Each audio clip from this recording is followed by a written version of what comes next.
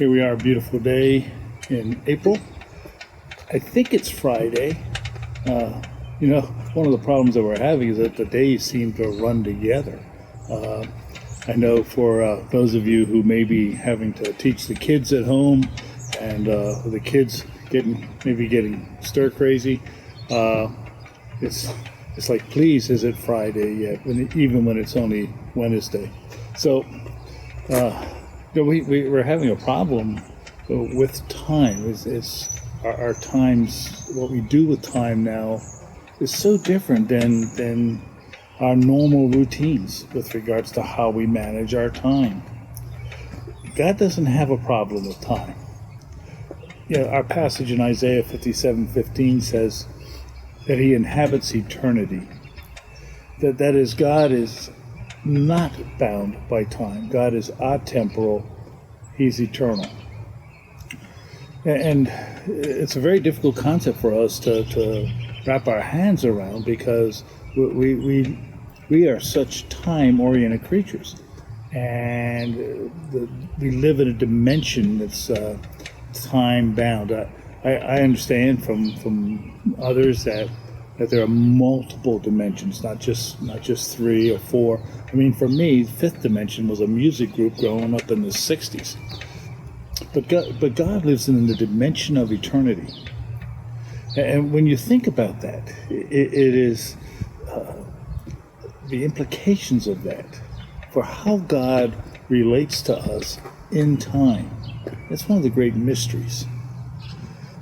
As I think about the current circumstances, I think we need to realize that what we're experiencing is no surprise to God.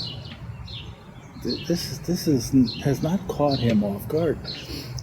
You see, an eternal God seeing time and interacting with time, we remember these 3 elements: that He sees all things in time simultaneously. So all of history He sees simultaneously. Secondly, He sees them as contemporary, that they're all as if it's in the now, in the present. And lastly, He sees all of time with equal clarity.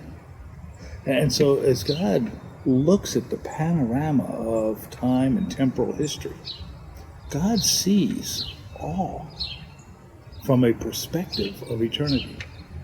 That really is a dimension that's beyond our comprehension. What the eternality of God also then implies is God doesn't change then in time. As time goes on for us, we change. There are aspects of our life change. There are things that, as we go through this period of history, that are going to effect change in our lives. God is not subject to change. So the events of history do not cause God to change. So when you think about right now, for example, and God's unchanging nature, remember this, that God's love for you hasn't changed. So God loves you just like He did yesterday.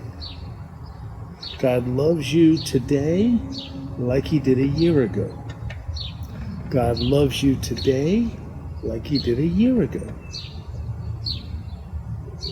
God loves you as much today as He did 2,000 years ago when He gave His Son, Jesus Christ, to be our Redeemer.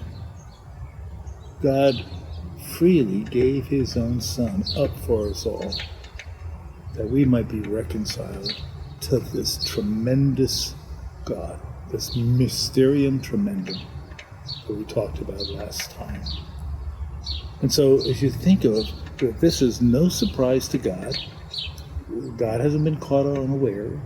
This isn't going to effect a change in God's nature.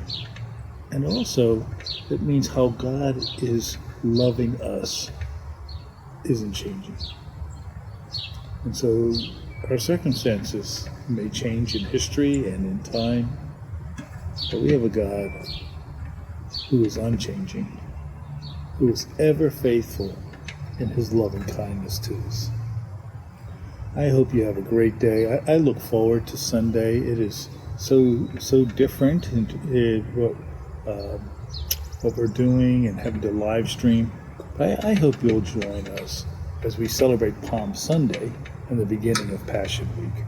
Hey, have a great day. Enjoy the sunshine. Enjoy being the fresh air, being outside, and having fun with those kids. Thanks. Bye-bye.